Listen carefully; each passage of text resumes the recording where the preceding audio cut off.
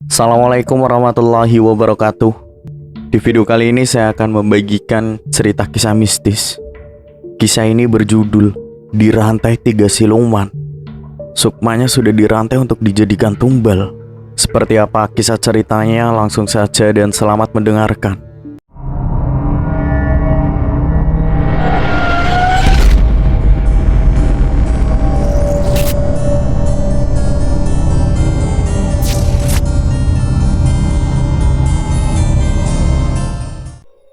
Pak Darto mengalami kebangkrutan dalam usahanya pada 3 tahun yang lalu.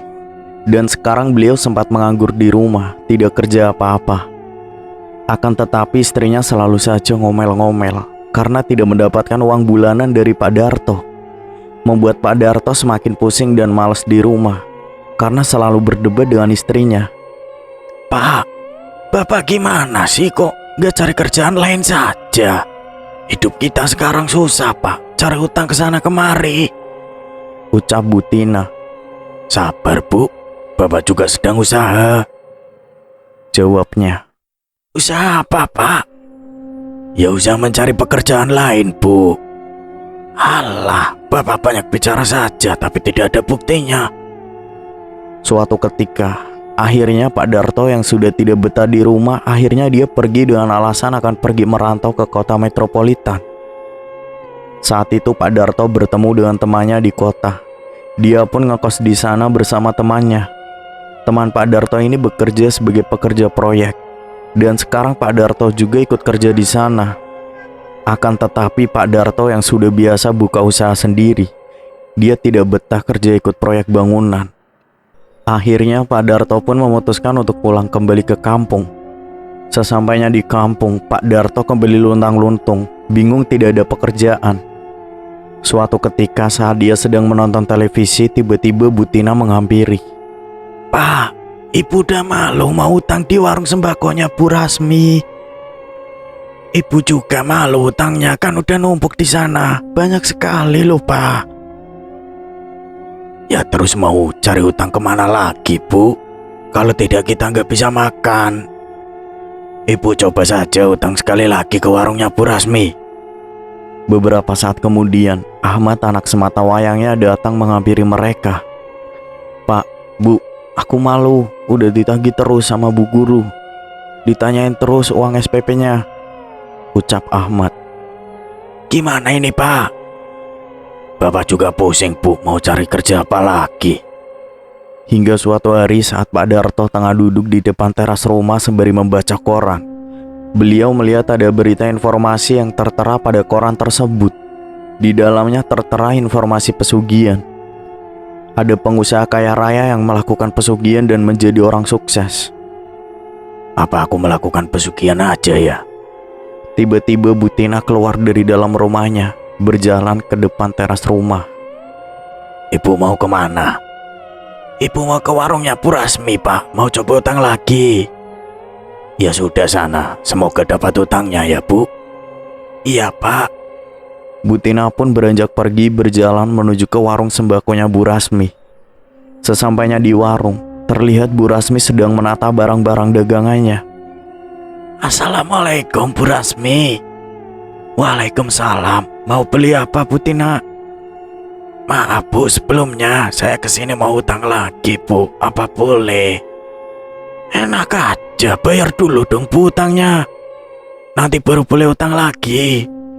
"Saya mohon, Bu, kali ini saja." "Tidak bisa, kalau Bu Tina utang terus saya bisa rugi. Lagian kalau Ibu mau utang lagi, nanti bayarnya pakai apa? Kerjaan aja nggak punya, nganggur semua." "Ya sudah, kalau Ibu tidak mau memberikan utang kepada saya permisi pulang dulu ya, Bu. Assalamualaikum." "Waalaikumsalam." Enak aja datang-datang mau ngutang. Beberapa saat kemudian Bu Tina pun sampai di rumah dan menemui Pak Darto. Saat itu Bu Tina terlihat tertekuk wajahnya. "Loh, Ibu kok ditekuk gitu sih wajahnya? Kenapa, Bu? Nggak dikasih utangan ya, Bu?" "Iya, Pak, tidak diberi utangan." "Ya sudah, Bu, gak apa-apa, yang sabar ya." "Bu, ini ada informasi pesugihan. Bagaimana kalau Bapak melakukan ini? Supaya supaya hidup kita kembali seperti dulu lagi, Bu. Pesugihan, Pak? Iya, Bu. Gimana, Ibu setuju nggak? Tapi kan pesugihan itu pasti meminta tumbal, Pak. Ibu tenang saja. Ini tumbalnya bisa orang lain kok, Bu. Ya sudah, kalau itu yang terbaik, Ibu ikut Bapak aja. Singkat cerita, akhirnya Pak Darto pun pergi ke tempat pesugihan itu untuk melakukan ritual. Di sana Pak Darto bertapa di sebuah bebatuan besar sembari membacakan mantranya. Dan ada beberapa sesajen. Sembari memejamkan kedua matanya, Pak Darto membacakan mantra. Hembusan angin kencang menghampiri dengan disertai dengan gangguan-gangguan suara aneh. Akan tetapi Pak Darto terus fokus dalam merapalkan mantranya sampai terbit fajar. Setelah selesai, Pak Darto pun kembali pulang ke rumah. Dan sesampainya di rumah, Pak Darto langsung melihat ke dalam lemarinya. Di dalam lemari beliau melihat ada banyak tumpukan uang di dalam lemari itu. Beberapa bulan kemudian, Pak Darto pun sudah bisa membuka usaha sendiri. Hari demi hari, minggu demi minggu, bulan demi bulan, usaha pabrik bajunya semakin berkembang pesat dan maju. Pak Darto sekarang menjadi kaya raya. Semua dimiliki oleh Pak Darto dan Ibu Tina. Rumahnya mewah berlantai 2 berukuran besar dan luas. Semua perabotan yang ada di dalam rumahnya semuanya mahal dan mewah. Bahkan Pak Darto memiliki beberapa koleksi mobil mewah yang terparkir di garasi rumahnya. Tidak hanya mobil saja, ada beberapa motor mewah yang lainnya juga terparkir di sana. Bu Tina sekarang sudah seperti dulu yang ikut dengan kumpulan ibu-ibu sosialita, ikut arisan, atau bahkan shopping. Di pabrik pembuatan baju milik Pak Darto sekarang memiliki banyak karyawan. Pesugihan yang dijalani oleh Pak Darto meminta tumbal setiap 3 tahun sekali. Karena Pak Darto sudah melakukan perjanjian dengan jin pesugihan. Suatu ketika, di depan pabrik milik Pak Darto, ada pengendara yang mengalami kecelakaan. Dan dia meninggal dunia di tempat karena menabrak sebuah pohon besar yang ada di depan pabriknya. Pengendara motor itu ternyata sudah dijadikan tumbal pesugihannya setiap 3 tahun sekali. Jadi tidak ada orang yang tahu kalau Pak Darto telah melakukan pesugihan, karena semua tahunya orang itu meninggal karena kecelakaan yang dialami. Diduga saat itu pengendara motor itu melihat ada sosok tinggi besar yang berdiri di hadapannya dan menghalangi jalannya, membuatnya jadi banting setir ke arah kiri dan menabrak pohon. Suatu hari juga ada salah satu karyawannya yang mengalami kecelakaan kerja. Saat itu tangan karyawan terpotong mesin pemotong kain, sehingga tidak ada yang tahu juga jika dia sudah dijadikan tumbal karena disebabkan kecelakaan kerja. Sebelumnya Doni saat kerja sebelum meninggal, dia melihat ada beberapa sosok pocong yang berdiri menatap tajam ke arahnya. Dan sosok pocong itu sangat menyeramkan sekali. Kedua matanya melotot dan mulut yang menganga. Jadi saat itu Doni yang sedang bekerja tidak fokus melihat beberapa sosok pocong itu. Tanpa sadar akhirnya tangan Doni terpotong oleh mesin. Pokoknya Pak Darto selalu menyiapkan tumbal setiap 3 tahun sekali. Sudah banyak karyawan yang menjadi korban tumbal pesugihannya. Dan sekarang Pak Darto takut kalau pesugihan yang dilakukannya itu terbongkar, karena banyak karyawannya yang meninggal tiba-tiba. Akhirnya beliau sekarang bingung harus mencari tumbal siapa lagi untuk pesugihannya. Memang setelah mendapatkan tumbal kekayaan yang didapat oleh Pak Darto semakin banyak. Bahkan sekarang Pak Darto sudah bisa membuka cabang pabrik lagi di kota lain. Suatu ketika saat Pak Darto duduk bersama dengan Bu Tina di belakang rumahnya sambil mengobrol. Bu, Bapak bingung. Ini sebentar lagi Bapak harus menyiapkan tumbal lagi. Kira-kira siapa ya, Bu? Bu Tina terdiam sejenak memikirkan siapa yang nantinya akan dijadikan tumbal.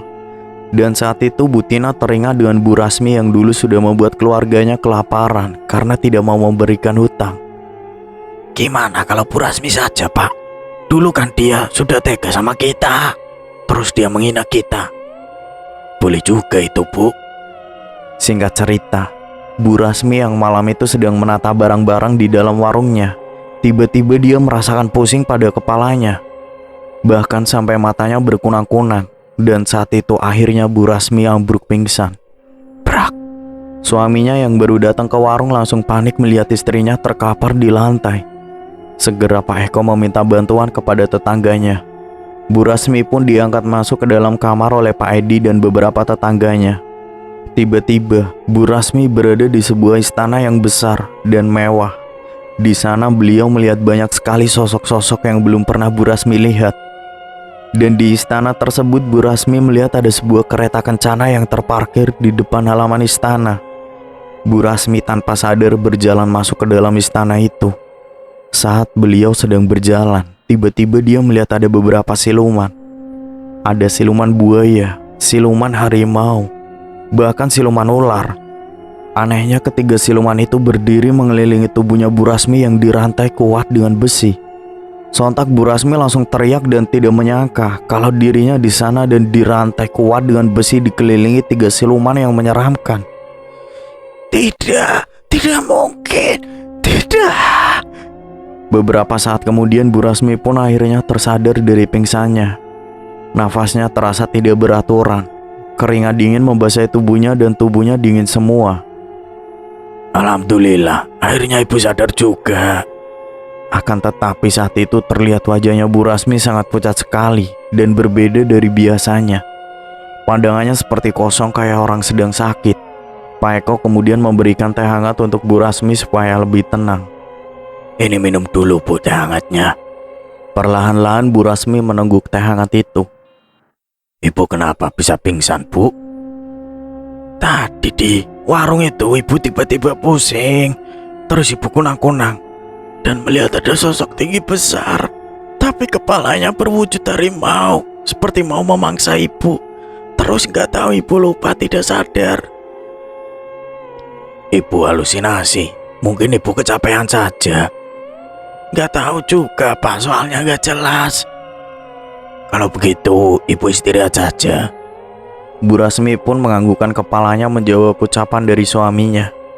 Suatu hari saat Bu Rasmi sedang membuka tokonya, Bu Rasmi tiba-tiba merasa pusing lagi pada kepalanya. Dan saat itu Bu Rasmi sekilas mendengar ada suara gamelan yang dimainkan. Suara gamelan dari mana ya itu? Beberapa saat kemudian Pak Eko menghampiri datang ke warung. Ibu kenapa diam saja? Bapak dengar enggak dari tadi ada suara gamelan? Suara gamelan? Bapak nggak dengar suara apa-apa, Bu. Itu perasaan ibu aja kali. Beneran, Pak. Ibu dengar suara gamelan kok. Udahlah, Bu, nggak usah dihiraukan. Bu Rasmi terlihat seperti orang sakit. Wajahnya pucat dan terlihat kusam tidak seperti dulu. Ibu masih sakit? Enggak kok, Pak. Emangnya kenapa? Tapi kok wajah ibu seperti orang sakit? Masih lemas saja Pak tubuh ibu. Kalau gitu ibu istirahat aja di kamar, biar bapak yang jaga warung. Akhirnya Bu Rasmi istirahat di dalam kamar, karena kepalanya juga merasakan sangat pusing sekali.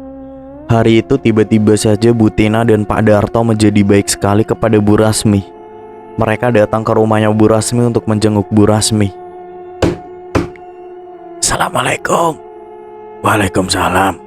Kebetulan warung miliknya Bu Rasmi itu berada di tepat depan rumahnya. Jadi kalau ada tamu yang datang, dari warung akan terdengar dan terlihat. Pak Eko pun berenjak menghampiri Bu Tina dan Pak Darto. Pak Darto, Bu Tina, tumben datang ke sini, ada apa ini? Pak Eko, ini kita mau jenguk Bu Rasmi. Katanya lagi sakit ya.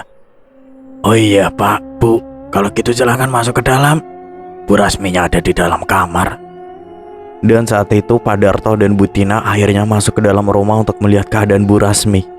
Terlihat saat itu Bu Rasmi wajahnya sangat pucat dan lemas sekali tubuhnya. Gimana keadaannya Bu Rasmi? Bu Tina, Pak Darto. Ya seperti ini Pak, Bu, masih lemas. Pak Darto sama Bu Rasmi kok tahu kalau saya sakit? Kata siapa? Itu kemarin kata tetangga, Bu. Oh gitu, makasih ya Pak, Bu, udah mau jengukin saya. Iya Bu, sama-sama. Ini kita bawakan buah-buahan buat Bu Rasmi. Nanti dimakan ya Bu. Makasih Bu, repot-repot segala. Pak Darto dan Bu Rasmi berubah menjadi baik karena mereka sudah mendaftarkan nama Bu Rasmi untuk nanti dijadikan tumbal pesugihannya. Maka dari itu mereka ingin membuat Bu Rasmi merasakan harta dari keluarganya Pak Harto. Keadaan Bu Rasmi semakin hari semakin memburuk. Tubuhnya semakin kurus. Bahkan nafsu makannya pun berkurang. Di dalam rumahnya Bu Rasmi selalu merasakan hawa yang sangat panas dan gelisah. Pak, Teriak Bu Rasmi. Pak Eko yang saat itu sedang berada di depan teras rumahnya sedang menyapu langsung menghampiri ke kamar. ada apa, Bu? Ibu gerah apa di sini? Mau keluar aja. Gerah, Bapak kok malah merasa dingin ya, Bu? Udah, ayo Pak, antarin Ibu ke depan saja. Akhirnya Bu Rasmi pun dipapa oleh Pak Eko berjalan ke depan teras rumah untuk duduk. Beliau harus dipapa karena masih merasa sangat lemah sekali. Saat di depan teras rumah, Bu Rasmi merasa tidak terlalu gerah lagi seperti sebelumnya. Tiba-tiba saat sedang duduk di depan teras rumah, Bu Rasmi melihat ada sosok kuntilanak yang duduk di atas pohon depan rumahnya. Sosok itu menatap ke arah Bu Rasmi sembari tertawa mengkikik. Sontak Bu Rasmi takut dan tidak mau melihat sosok itu lagi. Ibu kenapa? Ibu mau masuk aja, Pak. Takut. Takut kenapa, Bu? Ibu lihat apa? Itu di atas pohon ada kuntilanak, Pak. Seketika Pak Eko melihat ke arah pohon yang ditunjukkan oleh Bu Rasmi. Akan tetapi Pak Eko melihat pohon itu tidak ada apa-apa. Mana, Bu? Gak ada apa-apa kok. Ibu berhalusinasi pasti. Bu Rasmi pun perlahan-lahan melihat lagi ke arah pohon itu. Tapi saat Bu Rasmi lihat sosok itu masih ada. Berarti Bu Rasmi saja yang bisa melihat sosok kuntilanak itu, sementara Pak Eko tidak bisa melihat. Akhirnya Bu Rasmi kembali masuk ke dalam rumah. Mereka tinggal berdua saja dengan Pak Eko, karena selama menikah belum juga dikaruniai anak. Singkat cerita, malam harinya Bu Rasmi merasa gelisah, panas, dan tidak bisa tidur. Wajahnya juga memucat, lemas pokoknya seperti orang sakit. Bu Rasmi pun mencoba bangkit untuk berjalan keluar kamar. Dia berjalan meraba-raba tembok karena masih merasa sangat lemas tubuhnya. Beberapa saat kemudian Pak Eko datang menghampiri Bu Rasmi yang sedang mencoba berjalan. Loh, Ibu kenapa? Mau kemana? Ibu panas, Pak, di dalam kamar. Ya sudah, sini Bapak bantu jalan. Saat sedang dipapa oleh Pak Eko, tiba-tiba saja Bu Rasmi merasakan pusing pada kepalanya dan kedua matanya jadi berkunang-kunang. Bu Rasmi pun akhirnya pingsan karena sudah tidak kuat lagi. Untungnya ada suaminya yang langsung menerima tubuh Bu Rasmi tidak sampai jatuh ke lantai. Langsunglah Pak Eko seret ke dalam kamar lagi. Pak Eko panik, bingung harus berbuat apa. Karena tiba-tiba saja Bu Rasmi sadar tapi beliau seperti sedang kesurupan. Karena Bu Rasmi tiba-tiba meraung sendiri seperti harimau. Dan kedua matanya melotot menatap ke arah Pak Eko. Lalu Pak Eko mencoba untuk membacakan ayat-ayat suci Al-Quran yang beliau hafal. Beberapa saat kemudian Bu Rasmi akhirnya sadar setelah dibacakan doa. Akan tetapi tubuhnya terasa sangat lemas, tidak berdaya, wajahnya pucat pasi. Pak Eko segera pergi beranjak ke dapur untuk membuatkan teh hangat. Tapi saat beliau di dapur, beliau mendengar ada suara wanita yang sedang menangis di belakang rumahnya. Pak Eko yang penasaran, dia langsung mengintip di balik jendela dapur. Saat dia lihat betapa terkejutnya Pak Eko, dia melihat ada sosok wanita berambut panjang acak-acakan. Wajahnya hancur penuh dengan darah. Dan di bagian tubuhnya berlubang penuh darah. Sosok itu menangis. Suaranya membuat Pak Eko merinding ketakutan. Waktu itu karena takut dan tidak kuat melihat sosok itu, Pak Eko pun segera kembali masuk ke kamar, membawakan teh hangat untuk Bu Rasmi. Ini, Bu, diminum dulu teh hangatnya. Namun Bu Rasmi menolak teh hangat itu. Entah kenapa gelasnya langsung dilempar begitu saja. Prak! Gelas tersebut langsung pecah dan serpian kaca berserakan di lantai. Kenapa dilempar sih, Bu, gelasnya? Ibu gak mau. Ya kalau gak mau bilang, gak usah dilempar seperti itu. Saat itu Pak Eko langsung segera membersihkan pecahan kaca yang ada di lantai karena takut nanti terkena kaki. Setelah sudah selesai membersihkan pecahan kaca itu, Pak Eko mencoba memijit badannya Bu Rasmi. Akan tetapi pandangannya Bu Rasmi saat itu berubah menjadi kosong dan melamun. Jangan melamun seperti itu dong, Bu. Nanti Ibu kesurupan lagi. Tiba-tiba di dalam lamunannya Bu Rasmi di hadapannya ada sosok tinggi besar berbulu berwarna hitam, gigi taringnya yang tajam dan panjang, serta kedua mata yang melotot merah menyala menatap ke arah Bu Rasmi. Sosok gendruwo itu terus berdiri di sana. Bu Rasmi yang melihat itu langsung beringsakan, teriak-teriak membuat Pak Eko kaget. Ah, ah. Ibu kenapa, Bu? Bu Rasmi hanya diam dan ketakutan tidak menjawab pertanyaan dari Pak Eko. Lalu Pak Eko pun langsung memeluk tubuhnya Bu Rasmi supaya Bu Rasmi menjadi tenang. Setelah didekap tubuhnya, Bu Rasmi akhirnya sudah sedikit tenang lagi. Malam harinya saat Bu Rasmi tengah tertidur, Bu Rasmi bermimpi buruk lagi. Beliau bermimpi berada di sebuah istana, dan di sana Bu Rasmi melihat ada sosok dirinya yang diikat dengan rantai dan didampingi oleh 3 sosok siluman yang menyeramkan. Bu Rasmi hanya bisa menangis melihat dirinya dirantai di sana dan terlihat sangat pucat sekali seperti orang yang sudah meninggal. Pak Eko yang tidur di sampingnya langsung terbangun mendengar Bu Rasmi meracau sambil menangis. Segera beliau membangunkan Bu Rasmi sambil menepuk tubuhnya perlahan. Bu, bangun, Bu. Beberapa saat Bu Rasmi pun bangun. Akan tetapi ketika bangun, beliau seperti orang yang lelung. Diajak bicara tidak menjawab. Singkat cerita, keesokan paginya, Bu Rasmi suhu tubuhnya sangat panas sekali, demam tinggi. Pak Eko segera membawa Bu Rasmi ke rumah sakit untuk diperiksa. Sesampainya di rumah sakit, Bu Rasmi langsung ditangani oleh dokter untuk diperiksa. Saat itu Bu Rasmi juga merasakan sakit pada bagian perutnya, seperti diikat kuat. Bahkan seluruh tubuhnya terasa pegal-pegal. Setelah selesai diperiksa, anehnya dokter mengatakan kalau Bu Rasmi tidak menderita sakit apa-apa. Dokter pun hanya memberikan resep obat untuk menjaga kekebalan tubuh seperti vitamin. Pak Eko dan Bu Rasmi akhirnya pulang ke rumah, dan sesampainya di rumah ternyata sudah ada Bu Tina dan Pak Darto yang duduk menunggu di depan teras rumah. Assalamualaikum. Waalaikumsalam. Sudah lama menunggu, Pak, Bu. Enggak kok, kalian dari mana? Saya habis mengantar istri saya ke rumah sakit. Bapak Ibu sendiri mau apa ya ngomong-ngomong datang ke sini? Oh, ini kita bicarakan di dalam rumah saja ya, Pak. Akhirnya mereka semua pun masuk ke dalam rumah untuk mengobrol. Saat itu Bu Rasmi pun ikut duduk di sampingnya Pak Eko. Akan tetapi wajahnya sangat pucat, tubuhnya lemas serta pandangannya kosong sayu. Jadi gimana, Pak? Ada apa? Ini, Pak, saya dan istri saya datang ke sini mau membantu keluarga Pak Eko. Mohon diterima ya, karena ini rezeki kalian, ucap Pak Darto sembari memberikan amplop berwarna coklat. Pak Eko pun menerima amplop yang berisi uang itu dengan rasa berterima kasih. Iya, terima kasih ya, Pak. Bapak tahu aja kalau kami ini masih sulit. Iya, sama-sama. Semoga Bu Rasmi cepat sembuh ya. Itu uangnya bisa digunakan sebagai uang modal. Kalau begitu kita pamit pulang dulu ya, Pak, Bu. Timpal Bu Tina. Setelahnya Pak Darto, Bu Tina kembali pulang ke rumahnya.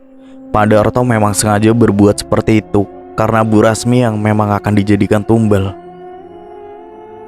Singkat cerita, sakit yang diderita Bu Rasmi semakin parah. Akhirnya Pak Darto pun membawa Bu Rasmi untuk pengobatan tradisional dengan menggunakan uang yang diberikan oleh Pak Darto dan Bu Tina. Saat terapi pengobatan tradisional, tubuh Bu Rasmi sudah merasa membaik lagi. Akan tetapi saat di rumahnya Bu Rasmi lesu. Wajahnya pucat, tidak berdaya, bahkan kadang bicara sendiri, membuat Pak Eko merasa prihatin dengan yang dialami oleh istrinya. Sementara keluarganya Pak Darto hidupnya berfoya-foya, semakin kaya raya, hartanya berlimpah ruah. Malam hari, Bu Rasmi selalu merasa mual-mual dan rasanya ingin muntah. Akhirnya Pak Eko membantu Bu Rasmi ke kamar mandi untuk muntah. Saat muntah, Bu Rasmi langsung merasakan pusing sekali pada bagian kepalanya. Pak Eko langsung memijit kepalanya Bu Rasmi yang terasa pusing itu. Sekarang tubuhnya Bu Rasmi terlihat semakin kurus keronta karena tidak pernah mau untuk makan. Anehnya Bu Rasmi malah kadang makan kembang-kembangan yang ada di depan rumah. Tapi kalau dimarahi oleh Pak Eko, pasti dia akan ngamuk dan nangis. Sehingga membuat Pak Eko bingung harus berbuat apa. Pokoknya Bu Rasmi menjadi aneh. Singkat cerita, Pak Darto dan Bu Tina selalu datang ke rumahnya Bu Rasmi untuk memberikan uang setiap 1 bulan sekali. Pak Eko tidak menaruh rasa curiga sedikit pun kepada keluarganya Pak Darto. Karena menurut Pak Eko, keluarganya Pak Darto memang baik dan dermawan mau menolong tetangganya. Jadi Pak Eko tidak berpikir yang aneh-aneh dan negatif. Pak Eko juga merasa tertolong dengan selalu diberikan uang setiap 1 bulan sekali yang jumlahnya sangat banyak oleh Pak Darto. Suatu ketika Bu Tina datang ke rumahnya Bu Rasmi untuk membawakan makanan. Assalamualaikum. Waalaikumsalam. Bu Tina, silakan masuk Bu. Saat itu Pak Eko sedang berada di warung dan dia yang melihat kedatangannya Bu Tina. Kemudian akhirnya masuk ke dalam rumah. Bu Tina saat itu membawakan rantan makanan. Bu Rasminya sedang apa Pak? Di kamar Bu, istirahat. Boleh saya lihat Pak? Iya, boleh aja Bu. Ayo masuk. Pak Eko dan Bu Tina pun langsung masuk ke dalam kamar menemui Bu Rasmi. Bu Rasmi, ini saya bawakan makanan, Ibu makan ya. Rasmi gak mau makan Bu, makanya kurus selama ini. Saya suapin ya Bu. Anehnya, saat Ibu Tina menawarkan untuk menyuapi Bu Rasmi, beliau menganggukkan kepalanya pertanda mau disuapi oleh Bu Tina. Sontak Pak Eko pun merasakan keheranan. Padahal selama ini kalau disuapi Pak Eko tidak pernah mau sama sekali. Bu Tina menyuapi Bu Rasmi perlahan-lahan, sampai makanan yang dikasih oleh Bu Tina itu habis tak tersisa dimakan semua oleh Bu Rasmi. Ini habis loh Pak, Bu Rasmi mau makan malahan lahap lagi. Syukurlah Bu kalau mau makan, biar cepat sembuh itu. Namun wajahnya Bu Rasmi waktu itu masih saja tetap pucat, seperti orang yang linglung dan hilang kesadaran.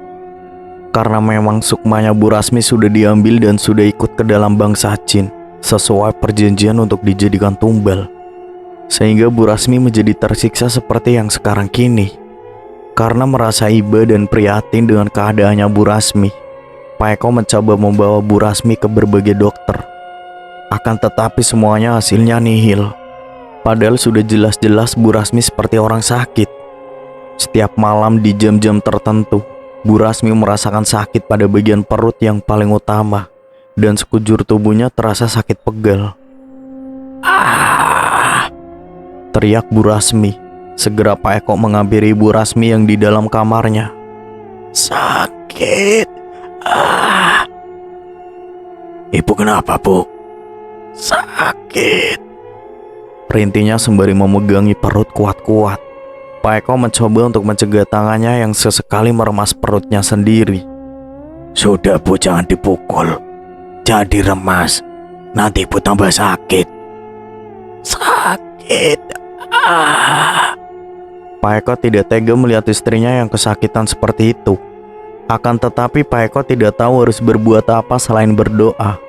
Singkat cerita, keadaan Bu Rasmi semakin memburuk. Wajahnya pucat, tubuhnya kurus kering keronta, seperti tidak terawat dan kusam semua. Hingga suatu saat ada tetangganya yang datang untuk menjenguk keadaannya Bu Rasmi. Pak Eko, Bu Rasmi sudah dibawa kemana saja? Sudah saya bawa ke berbagai rumah sakit Bu. Sudah dibawa ke pengobatan tradisional. Tapi tetap saja Bu tidak ada perubahan, malah semakin parah. Saran saya coba bawa ke orang pintar saja Pak. Apa Bu Wati tahu di mana tempatnya orang pintar itu? Kalau itu sih saya kurang tahu Pak. Coba Bapak tanya-tanya sama teman Bapak atau cari di internet. Oh iya Bu, nanti saya akan cari tahu infonya.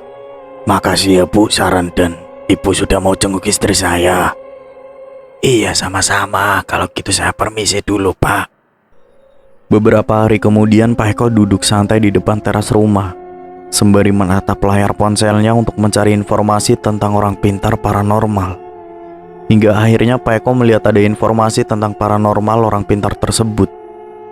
Keesokan harinya, Pak Eko langsung membawa Bu Rasmi ke tempat orang pintar tersebut yang letaknya cukup jauh. Perjalanannya yang ditempuh itu sekitar 4 jam. Pak Eko membawa bekal uang mahar yang selama ini diberikan oleh Pak Darto dan Ibu Tina. Sesampainya di sana ternyata sudah banyak pasien yang menunggu giliran untuk diobati. Mbah Yanto lalu membacakan doa-doa untuk semua para pasiennya. Dan saat itu semua pasien bereaksi. Semuanya muntah, sudah ada kantong kresek yang disiapkan pada pasien. Saat itu Bu Rasmilah yang paling bereaksi. Bu Rasmi langsung teriak-teriak. Panas. Segera Mbah Yanto menghampiri Bu Rasmi untuk diobati lebih dulu. Bu Rasmi langsung kesurupan. Kedua matanya melotot menatap lekat pada wajahnya Mbah Yanto, serta mulutnya sedang menyeringai. Bu Rasmi mengaram seperti seekor harimau yang sudah siap memangsa. Siapa kamu? Kamu tidak usah ikut campur, ucap sosok siluman harimau yang ada di dalam tubuhnya Bu Rasmi. Mbah Yanto lalu membacakan doa-doanya lagi pada tubuhnya Bu Rasmi sembari memegangi kepala Bu Rasmi. Akan tetapi Bu Rasmi terus mengeram dan kedua tangannya berbentuk seperti tangan harimau yang siap mencengkeram.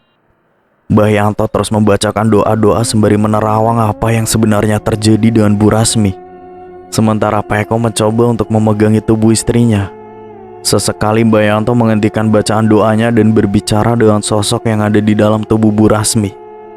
Keluar kamu dari tubuh wanita ini dan kembalikan sukmanya. Tidak bisa. Dia sudah diserahkan dan sudah melakukan perjanjian. Lalu Mbah Yanto menjelaskan kepada Pak Eko apa yang sebenarnya terjadi dengan Bu Rasmi. Ini istri Bapak Sukmanya sudah dirantai oleh 3 sosok siluman karena akan dijadikan tumbal oleh seseorang.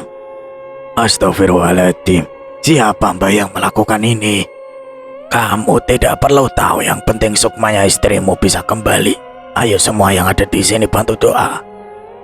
Kemudian Mbah Yanto membacakan doa-doanya kembali untuk mengembalikan sukmanya Bu Rasmi yang sudah dirantai oleh 3 siluman karena akan dijadikan tumbal pesugihan. Namun kali ini Bu Rasmi kesurupan lagi. Tapi kali ini ganti bukan sosok siluman harimau lagi, tapi sosok siluman ular. Yang membuat Bu Rasmi menjadi menjulurkan lidahnya maju mundur sama persis seperti ular. Ketiga siluman itu seperti mempermainkan Mbah Yanto, karena semuanya saling bergantian merasuki tubuh Bu Rasmi. Bu Rasmi bahkan tubuhnya menari-nari seperti ular sembari menjulurkan lidahnya. Kali ini siluman ular yang masuk ke dalam tubuh Bu Rasmi. Kembalikan sukmanya wanita ini atau mau kamu saya bakar, ucap Mbah Yanto pada sosok yang ada di dalam tubuh Bu Rasmi. Tidak bisa, dia akan mati. Panggil semua temanmu yang sudah merantai wanita ini. Mbah Yanto lalu membacakan doanya seketika sosok siluman ular yang ada di dalam tubuh Bu Rasmi bereaksi. Sosok itu meronta-ronta kepanasan. Panas. Cepat panggil semua siluman yang sudah merantai wanita ini. Beberapa saat kemudian, ketiga siluman itu yaitu siluman harimau, ular, dan buaya datang. Kembalikan sukmanya wanita ini. Siapa yang sudah melakukan perjanjian dengan kalian? Panggil ratumu. Tiba-tiba hembusan angin kencang datang membuat suasana semakin mencekam dan bulu kuduk menjadi merinding berdiri semua. Saat itu sosok ratu pesugihan datang dengan wajah penuh amarahnya. Akhirnya Mbah Yanto meminta untuk mengembalikan sukmanya Bu Rasmi. Akan tetapi sosok itu meminta persyaratan. Persyaratannya yaitu 1 kerbau hitam dan sesajen berupa kembang 7 rupa. Mbah Yanto pun mengiyakan syarat itu. Singkat cerita, Pak Eko dan Bu Rasmi datang lagi dan sudah menyiapkan persyaratan itu. Lalu diadakannya syukuran doa bersama di rumah Mbah Yanto. Kemudian kerbau hitam dan sesajen itu dipersembahkan kepada sosok ratu dan 3 siluman itu. Mbah Yanto membacakan doa-doa ayat kursi pada tubuhnya Bu Rasmi. Dan saat itu Mbah Yanto mengambil sukmanya Bu Rasmi yang sudah dirantai. Beberapa saat kemudian Bu Rasmi lemas, terkulai pingsan saat sukmanya sudah dikembalikan ke dalam raganya Bu Rasmi. Sesaat setelah sadar, Bu Rasmi langsung menangis, keringat bercucuran dan beliau langsung memeluk suaminya.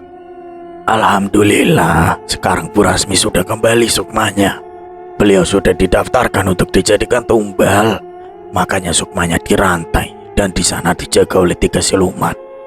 Kalian tidak perlu tahu siapa orangnya, karena nanti kalian itu tahu sendiri. Setelah ini Bu Rasmi harus selalu mandi kembang melati setiap harinya, ucap Mbah Yanto.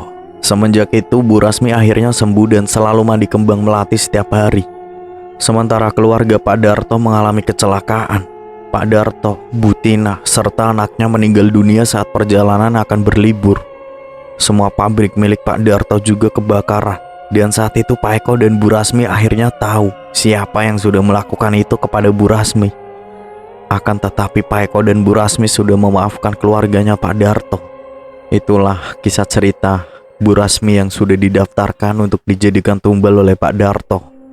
Semoga kita selalu dalam lindungan Allah Subhanahu wa Ta'ala. Jangan sampai kita terjerumus ke dalam lembah hitam yang menyesatkan. Bersekutu dengan jin, iblis akan membuat menderita.